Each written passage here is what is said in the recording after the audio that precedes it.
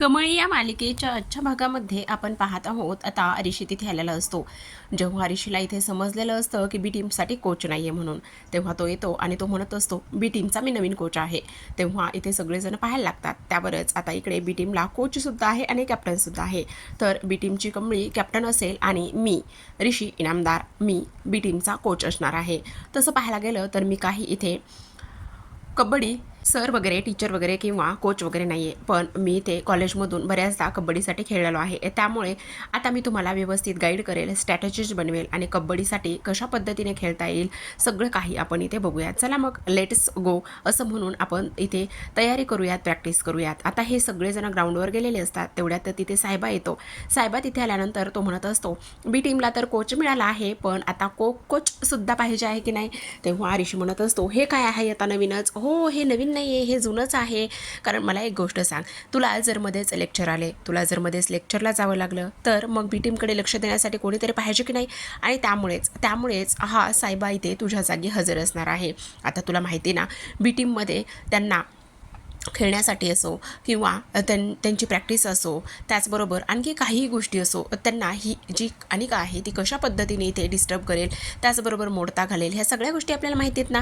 पण सगळ्यात महत्त्वाचं म्हणजे एक गोष्ट आहे आणि ती म्हणजेच की काही जरी झालं ना तरीसुद्धा आता इथे तू जेव्हा लेक्चरला जाशील आणि लेक्चरला गेल्यानंतरच मग आपल्याला इथे हे सगळं काही पाहायला मिळणार आहे, करायला मिळणार आहे. तेव्हाच इथे आता ऋषी म्हणत असतो हो का, आणि तेव्हा तुला हे कोणी सांगितलं. त्यावरच आता इकडे तो म्हणत असतो की हे सगळं मला कोणी सांगायची गरज नाही आहे, कारण इथे आता मीच हे सगळं काही ठरवलेलं आहे. आता इकडे ऋषी म्हणत असतो नाही, त्याची काहीच गरज नाही आहे, समजलं. त्यावरच तो म्हणत असतो अरे अशी कशी गरज नाही आहे, त्याची गरज तर पाहिजे, खरंच पाहिजे. तर आता इकडे दुसऱ्या बाजूला इकडे सरू आणि त्याचबरोबर वर्षा ह्या दोघीजणीसुद्धा आता शेताकडे निघालेल्या असतात. आणि शेताकडे निघाल्यानंतर आता इकडे मात्र वर्षा तिला बोलत असते की काय चाललेलं आहे आणि त्याचबरोबर तू इथे असा पदर वगैरे का बरं घेतेस, का बरं दूर पळतेस. त्यावरच आता सरू म्हणत असते अगं असं काय करतेस वर्षा, की इथे अनोळखी माणसासमोर आणि काय कसं जायचं आणि कशा पद्धतीने त्यांच्यासमोर जायचं हे मला काही पटत नाही आहे. म्हणजे बघ ना, ते अनोळखी आहेत आणि त्याचबरोबर परपुरुषासमोर जायला नको वाटतं ना गं, म्हणून मी असं करत आहे. असं बोलल्यानंतर आता इकडे लगेचच राजन दाराशी आलेला असतो. राजन दाराशी आल्याबरोबर जेव्हा इथे ती पाहिल्याच्या नंतर तिला मात्र धक्काच बसतो. ती विचार करत असते की हे सगळं काय आहे. आणि त्याचबरोबर राजन म्हणत असतो आहे का कोणी घरामध्ये. तेव्हाच आता इथे थोडंसं पाणी प्यायचं होतं, मला थोडंसं बोलायचं होतं असं म्हणून राजन सरूला आवाज देत असतो. तेव्हा सरू डोक्यावरती पदर घेऊन बाहेर येण्याचा प्रयत्न करत असते. पण तेव्हा पुन्हा एकदा वर्षा म्हणत असते अगं काय चाललेलं आहे हे सगळं, तू त्या माणसापासून लपतेस का असं डोक्यावर पदर घेतेस. अगं तसं नाही गं, ते आपल्या ओळखीचे नाही आहेत, काहीच नाही आहेत आणि त्यामुळे मी हे सगळं काही करत आहे. मला थोडंसं टेन्शन येतं आहे ना गं, म्हणून मी या सगळ्या गोष्टी करते. आणि परपुरुषाबरोबर कसं जायचं बरं. असं म्हटल्यानंतर आता ठीक आहे थांब, मी त्यांना पाणी वगैरे देते आणि काही काम आहे का असं विचारते. असं म्हणून सरू त्यांच्यासमोर म्हणजे राजनसमोर पाण्याचा ग्लास घेऊन येते आणि पाणी देत असतानाच इकडे आता राजन खूप अस्वस्थ झालेला असतो, दमलेला असतो, थकलेला असतो. चेहऱ्यावरती थकवा स्पष्टपणे जाणवत असतो. तेवढ्यातच सरू पाण्याचा ग्लास पुढे करते आणि सरूने पाण्याचा ग्लास पुढे करता क्षणी इथे मात्र राजन फक्त त्या पाण्याच्या ग्लासाला हात लावण्याचा प्रयत्न करत असतो. पण इथे मात्र शेवटी राजनला हे सगळं काही बघवत नाही किंवा इथे त्याचे शरीर त्याला साथ देत नाही. तो लगेचच इथे चक्कर येऊन खाली कोसळतो. चक्कर येऊन खाली कोसळल्याबरोबर आता लगेचच इकडे सरू खूप घाबरलेली असते. तिला तर एका पॉईंटला एका क्षणाला कळत नाही हे सगळं काय झालंय, कशामुळे झालेलं आहे. आणि त्याचसोबत इथेच नेमकं माझ्याच दाराशी येऊन हा राजन कसा काय चक्कर येऊन पडला आहे हे कळत नाही. कारण ऊन बाहेर भरपूर असतं, त्याचबरोबर हा मुंबईवरून प्रवास करून आलेला असतो, घामाघूम झालेला असतो आणि त्यामुळे इथे सरूने त्याच्याकरिता पाणी आणलेलं असतं. आणि खरं तर तो सरूकडे इथे त्या जमिनीबद्दल सुद्धा बोलायला आलेला असतो. पण सरूने पाणी दिल्यानंतर तो तसाच पाणी न पताच तिथे चक्कर येऊन पडलेला असतो. आता चक्कर येऊन पडल्यानंतर सरू मात्र खूप जास्त घाबरते. तिला तर एका पॉईंटला काय करावं काय नाही ह्या गोष्टी मात्र अजिबातच सुचत नाही. ती विचार करत असते की हे सगळं राजनला काय झालेलं आहे. राजन म्हणून ती आवाज देत असते आणि राजन म्हणून आवाज दिल्यानंतर ती एका गोष्टीचा इथे विचार करत असते की हे सगळं काय झालंय. राजन प्लीज उठा ना राजन, असं म्हणून ती त्याला उठवण्याचा प्रयत्न करते.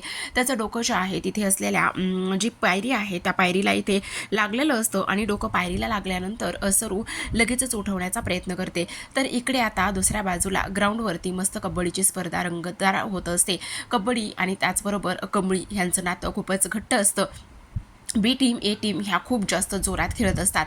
आता बी टीम तर व्यवस्थित खेळतच असते, पण ए टीमला मात्र बी टीमचा त्रास होतो आणि त्यामुळे ए टीमची मुलं मुलं म्हणण्यापेक्षाच इथे अनिका मुद्दामूनच ह्या सगळ्या गोष्टी करत तिकडे येत असते आणि आल्यानंतरच इकडे म्हणत असते, ए निंगे पिंगे काय करतेस ग, किती बडबड करतेस ग, जरा तोंडाला आवर घाल ना.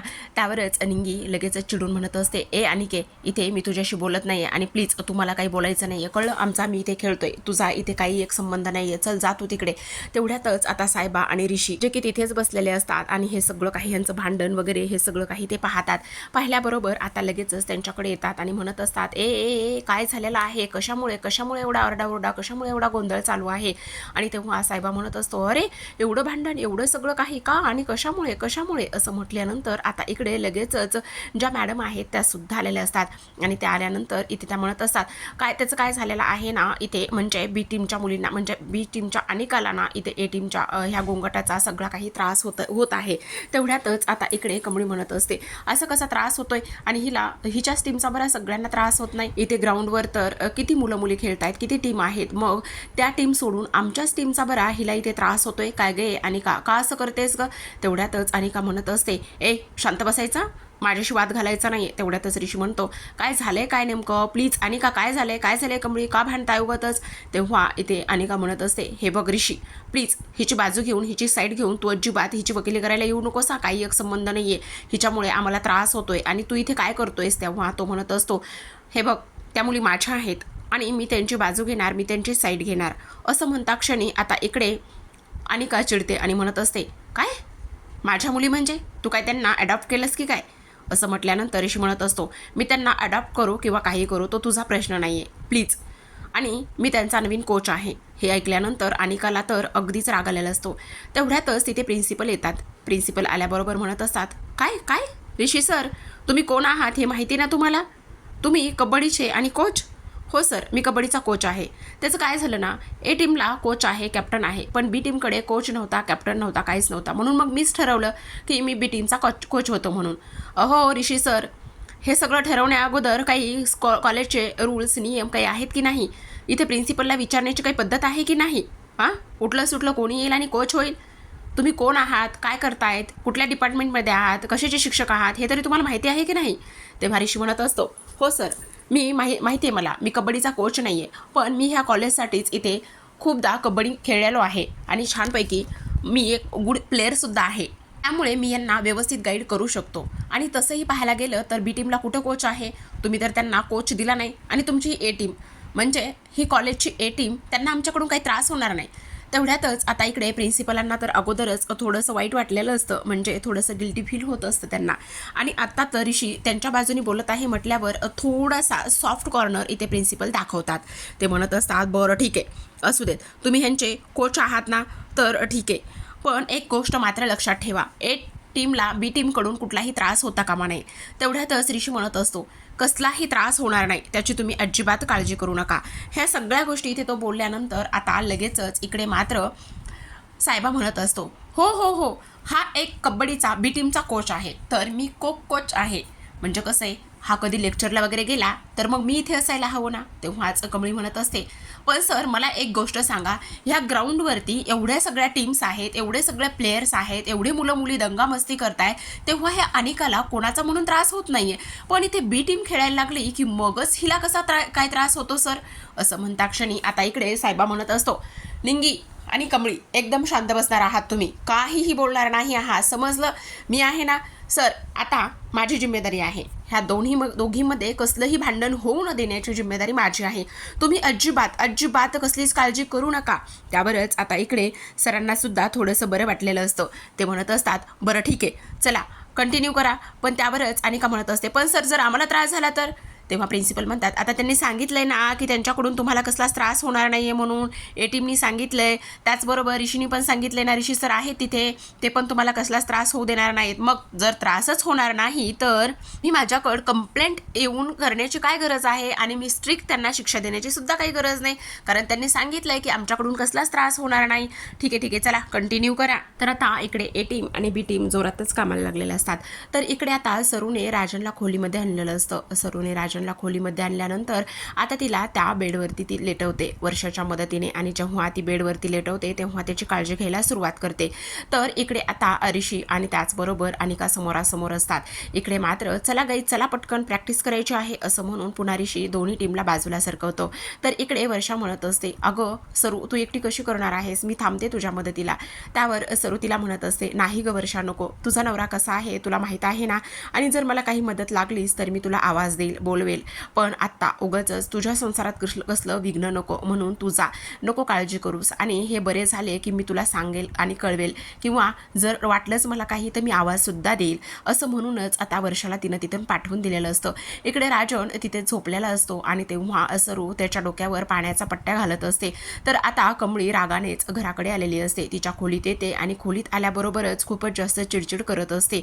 इकडे मात्र वर्षाच्या मनामध्ये एक ना अनेक विचार सुरू असतात. ती म्हणत असते, नियतीने आम्हाला भेटवलंय, पण कशा पद्धतीने भेट घडून आणली हे सुद्धा मला इथे कळत नाही, असं सुद्धा इथे ती बोलत असते.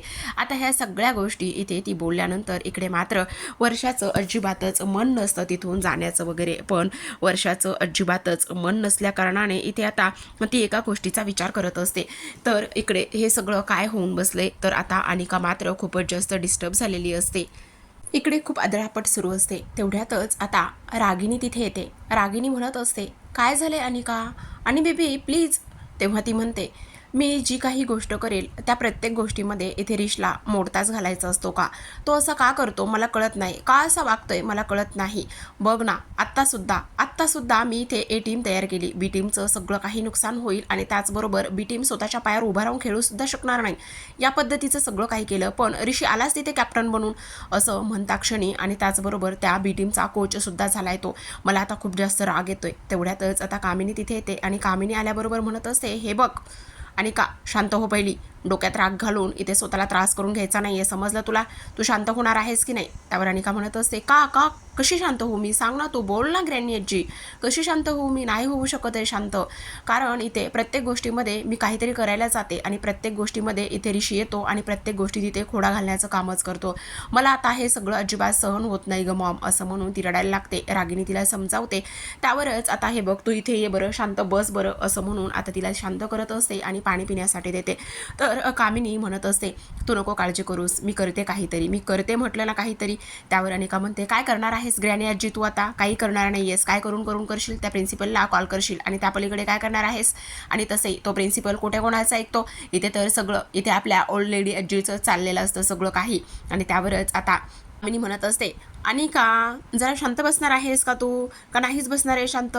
हे बघ मला काही जरी झालं ना तरीसुद्धा ती मुलगी त्या बी टीममध्ये खेळतीये, मला नको आहे ते, मला तिला कोचही नको आहे, कोणीच नको आहे, मला तिला हारलेलं पाहिजे, ग्रॅनी आजी हारलेलं पाहिजे, असं म्हणता क्षणी आता इकडे लगेचच कामिनीचं डोकं अगदीच फास्टमध्ये चाललेलं असतं. कामिनी विचार करत असते की हे सगळं काय आहे, आणि त्याचसोबत आता मला काहीतरी करावं लागेल, म्हणून ती लगेचच डोक्यामध्ये थोडासा विचार करते. आणि त्यावर आता इकडे प्रिन्सिपलला कॉल करून तर काही उपयोग नाही, मग कोणाला कॉल केला का पाहिजे असा ती विचार करते. आणि त्यानंतर तिच्या मनामध्ये लगेचच विचार येतो, तो म्हणजेच की आता नयनताराला इथे कॉल केला तर ऋषी जो इथे त्या कमळीच्या बी टीमचा कॅप्टन झाला आहे, तेव्हा ही जर गोष्ट इथे नयनताराच्या कानावर घातली तर बऱ्याच गोष्टी इथे व्यवस्थित होतील, असा इथे ती विचार करत असते. आणि तेव्हा मला जरा वेळ देणार आहेस का तू. पण इकडे मात्र अनिकाला खूप जास्त राग आलेला असतो, खूप जास्त टेन्शन आलेलं असतं. ती म्हणत असते, नाही मी कोणालाही कसलाही वेळ देऊ शकत नाही, कारण काही जरी झालं ना तरीसुद्धा इथे ह्या सगळ्या गोष्टी इथे मी सहन करू शकत नाही, असं इथे तिचं म्हणणं असतं. त्याचबरोबर आता इकडे सगळ्यात महत्त्वाची गोष्ट प्रेक्षकांना झालेली असते. जी कामिनी आहे ती म्हणत असते, हे बघ, तुला तुझ्या आजीवरती अजिबातच विश्वास नाही आहे का? त्यावरती म्हणत असते, आहे का आजी, तुझ्यावरती खूप आणि प्रचंड विश्वास आहे आणि त्यामुळेच मी हे सगळं काही करत आहे. पण तेवढं आता इकडे कामिनी म्हणत असते, हे बघ, आता मी असा घाव घालणार आहे ना, एक घाव आणि 2 तुकडं नाही केलं ना तर बघ आता कामिनी नाव लावणार नाही. कामिनीचा घाव म्हणजे बरोबर वर्मावर डाव, असं म्हणूनच आता इकडे स्वतःचंच कौतुक करून घेणारी कामिनी लगेचच आता ती इकडे फोन करत असते आणि तिने फोन केल्यानंतर लगेचच इकडे जी नयनतारा आहे ती म्हणत असते, आत्ता ह्या वेळेला मला इथे यांचा फोन का आलेला आहे, काय झालेलं असेल?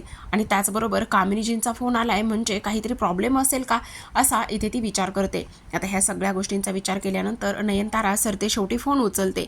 आता नयनताराने सरते शेवटी फोन उचलल्यानंतरच आता इकडे मात्र सगळ्यात महत्त्वाची एक गोष्ट असते. कामिनी म्हणत असते, हा नयनतारा काय करतेस? त्यावरती म्हणत असते, हा कामिनीजी बोला ना, थोडीशी कामात होते, काही अर्जंट आहे का? हो ग, तसं अर्जंटच आहे थोडंसं, म्हटलं तुला इथे फोन करून ऋषीचं कौतुक करावं. काय ऋषीचं कौतुक का आणि कशासाठी? नाही म्हणजे ते काय आहे ना, ऋषी इथे मुलींच्या कंबळीचा कॅप्टन झालेला आहे आणि म्हणूनच म्हटलं की त्याला फोन करून कौतुक करावं. कसं आहे ना, इथे ऋषी गरीब मुलींसाठी खूप काही करतो बाई. खरंच त्याचं कौतुक करावं ना, तेवढं अगदीच कमी आहे बघ. खरंच मला ऋषीचा खूप अभिमान आहे बघ किती. आणि खास करून इथे त्या मुलींचं कौतुक आहे त्याला, म्हणजे जी कंबळी आहे ना, कंबळीच्या टीमचा कॅप्टन झालाय बघतो. आणि त्यामुळे मला खूप जास्त आवडलं बघ हे सगळं. म्हणूनच म्हटलं चला, आपलं पोरगं एवढं मेहनत करतंय ना, म्हणून मग म्हटलं की चला आता ह्याचं थोडंसं कौतुक करावं म्हणून फोन केला बघ, बाकी काही नाही. पण तुझं काय चाललेलं आहे? तेव्हा इथे ती म्हणत असते, काय मला नाही माहिती ह्या सगळ्या गोष्टी. आणि त्याचबरोबर आता इकडे ती म्हणत असते, असू दे, काही फरक पडत नाही, पण चांगली गोष्ट आहे हा, तो एवढं सगळं काही करतोय ना, ही खरंच खूप म्हणजे खूप चांगली गोष्ट आहे. मला हे सगळं ऐकून अगदीच आनंद झालाय बघ. आणि त्याचबरोबर इकडे लगेचच आता कामिनी म्हणत असते, कारण समोरून काहीच बोलण्याचा आवाज येत नसतो. तेव्हा इथे ती म्हणते, अगं काय हे आहेस ना, तू बोलतेस ना, ऐकतेस ना, hello hello hello Nayantara, hello. तेवढ्यातच इकडे नयनतारा म्हणत असते, हो आहे ना, ठीक आहे कामिनीजी, मला ना आत्ता थोडंसं काम आहे, मग मी ना आता फोन ठेवते. आणि मी आत्ता फोन ठेवल्यानंतर मला थोडंसं खूप अर्जंट काम आहे. तेवढ्यातच आता इकडे ती फोन ठेवते. तर आता इकडे नयनतारा वेगळ्याच विचारामध्ये असते. नयनतारा विचार करत असते, ती ऋषीला ना कॉलेजमध्ये इथे प्राध्यापक होण्यासाठी, लेक्चरर होण्यासाठी उगाचच बिनाकामाची मोफत इथे सूट दिलेली आहे. हे सगळं मी करायला नकोच होतं, उगाचच ह्या सगळ्या गोष्टी इथे मी करून बसलेली आहे, असं इथे तिचं म्हणणं असतं. आणि ह्या सगळ्या गोष्टी इथे ती बोलल्यानंतर आता मात्र तिला टेन्शन आलेलं असतं की काही जरी झालं ना तरीसुद्धा आता ऋषीशी ह्या सगळ्या गोष्टी ते बोलाव्याच लागतील, असा इथे ती विचार करत असते. फोन ठेवल्यानंतर आता इकडे ती खूपच जास्त आनंदामध्ये असते. आणि खूप जास्त आनंदात असताना ती म्हणत असते, ग्रॅनी आजी खरंच इथे तू खूपच जास्त ग्रेट आहेस, खरंच आज कमाल केलेली आहेस. तेव्हा इथे आता ती म्हणत असते, हो का?